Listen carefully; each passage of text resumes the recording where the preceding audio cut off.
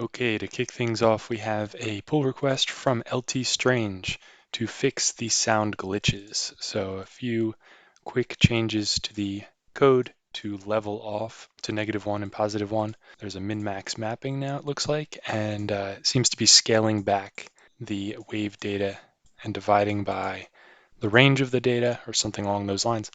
Let me try it locally and then we can merge it in. Check out the main branch and let's try running plaintext DAW. So we render song 3.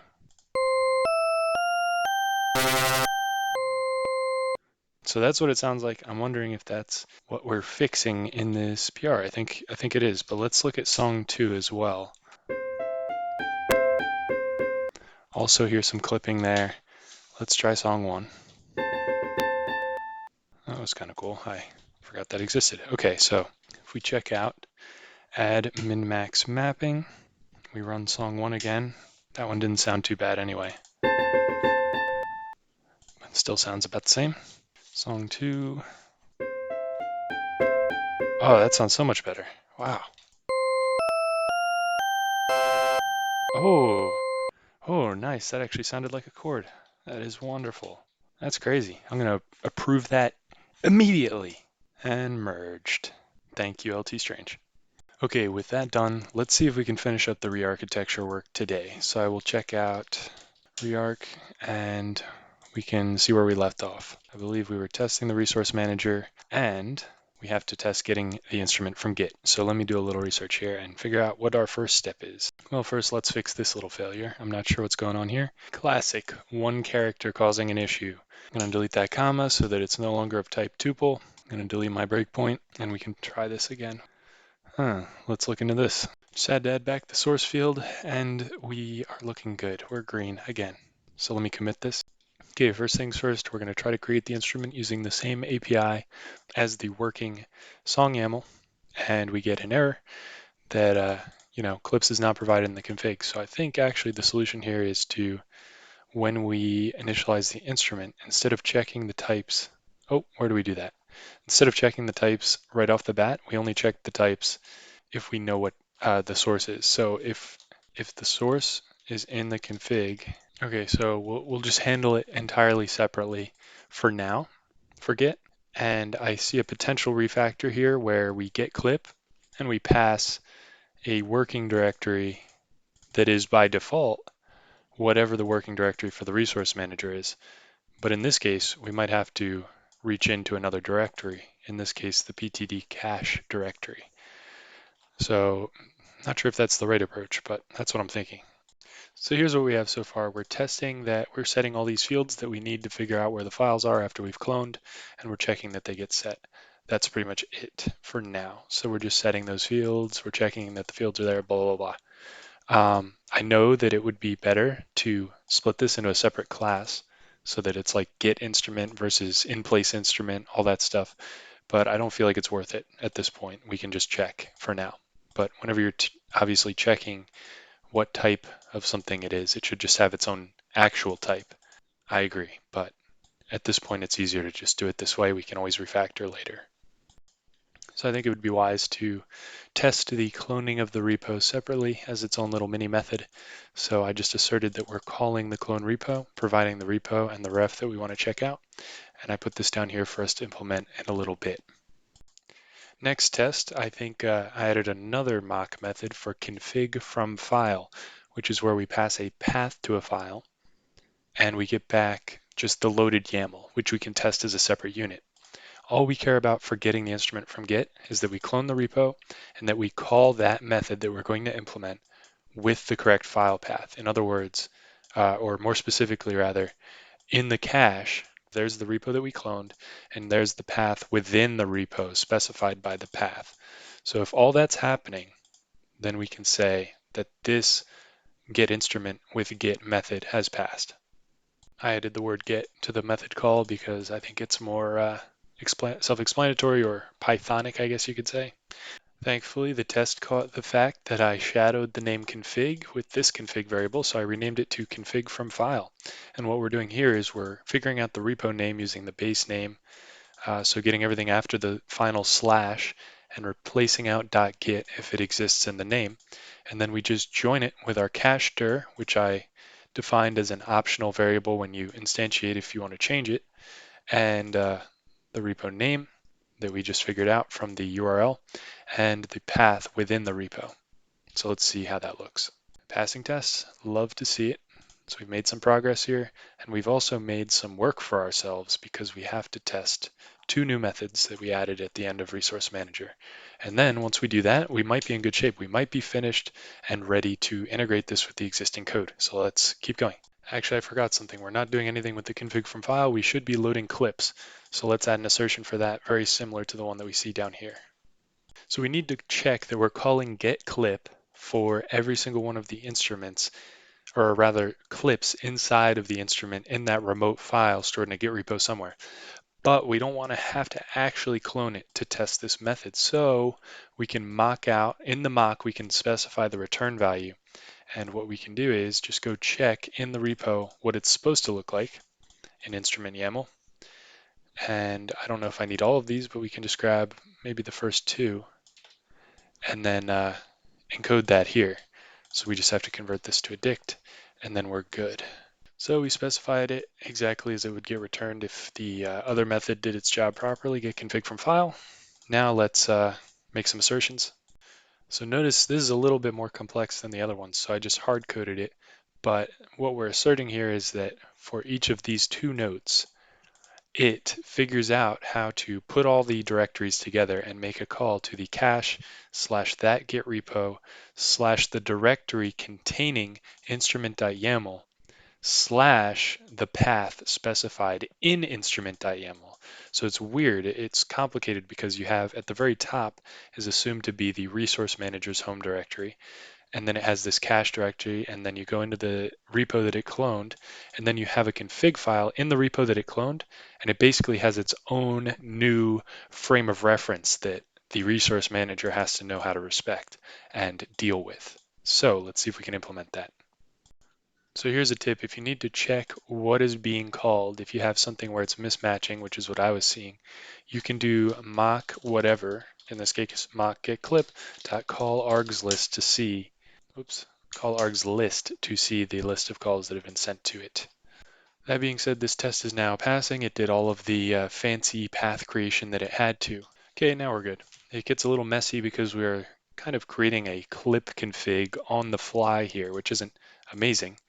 And I'm sure there's a way to refactor these two methods to be sharing some amount of code, but for now it works, and I'm just going to leave it. I'm going to commit, and we're going to implement the leftover methods. So let's keep going.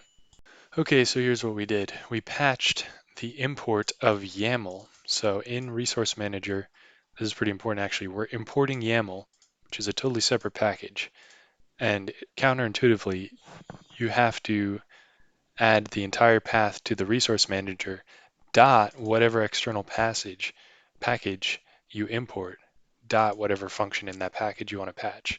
So it's kind of a long journey to get there, but you have to do it within the scope that it was imported in.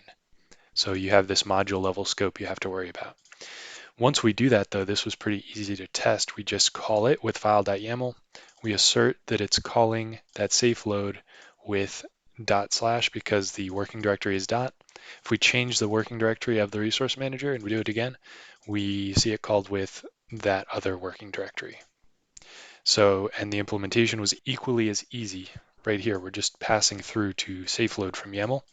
But if we ever decide to change this up, we can just change the test and then make this more complicated. I think it's better to have a test for something like this than to not. So there you go. Checking the existing instrument code. Basically all we're doing is making the directories for the cache for this particular repo. Oh, we have to have an instruments.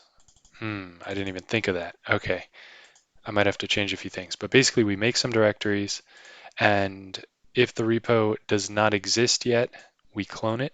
Otherwise, we don't clone it. And we check out the branch.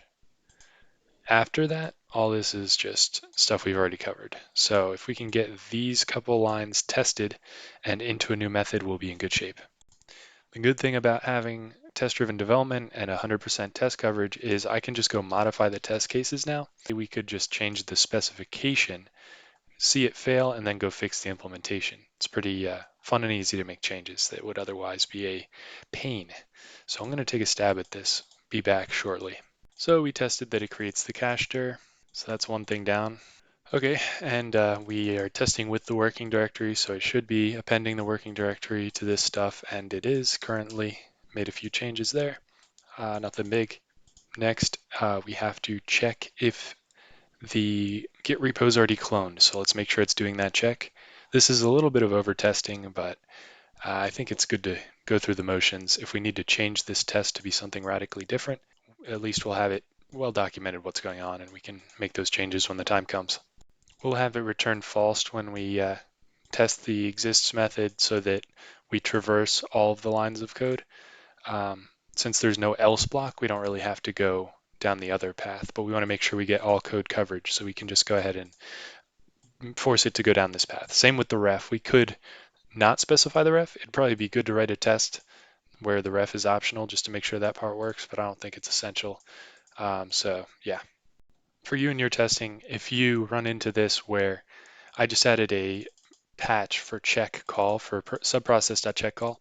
This error was really confusing me when I first saw it. It's just saying that you haven't imported it yet in your source path. So when you get that error, you're not doing it wrong. You're patching it correctly. You just have to go up there and make sure that you're importing the thing that you're patching. And then you can continue and get a different error. And even though it seems like overkill, I think this is really a great way to force yourself to think about what you're doing with some of this stuff. The tests end up being very restrictive and might have to just delete this and start over if we really wanted to change how this works. But the effect of going through this bit by bit and splitting it into units if it needs to be split, or just testing it as it is, I think is a very valuable process to go through. Even if it's a little boring, even if it seems silly, to me it helps a lot. So that's why I'm doing it this way. And plus, look at this method. It's only what it needs to be. This old method, a little bit of spaghetti because there's just a whole bunch of stuff happening. We ended up splitting this half and this half into two separate methods, which is great. Okay, I thought it was simple, but I literally made a mistake and caught it through testing. So thank you, testing. Check this out. So I should have said if not ospath.exists repo path, then we need to clone it. And I couldn't figure out why isn't this getting called? Well, it's because of that. It's a logic error in the code. And once I fix that, it passes. So that's wonderful. So just another benefit. I'm really selling it here, but I changed this to have two calls, one for clone, one for checkout with the repo and the ref respectively. The old code had a separate branch of logic for checking things out. Ooh, I forgot to change directory. But it had this separate branch of logic, and I kind of added this in as an afterthought to make the ref optional, but to keep it simple, I'm not going to do that. Secondly, we should note that it's checking out with Git. It's running Git checkout every single time when it doesn't really need to. It only needs to do that on the first clone. Maybe it should run every time. I don't know. I'll get off my soapbox and we'll just finish this. We can always write more tests later if we want to change it. And we're done. So let's see if this actually works. First, I'll commit. So we've taken a bunch of lines that are untested and replaced them with 3 fateful lines of code. Set up our resource manager, load the config from a file, and get the song. Then we render the song the same way that we did before. Will it work? I have my doubts. Let's see though. Okay, this is better than expected because it's basically linting my configs for me now, and it found something wrong with them.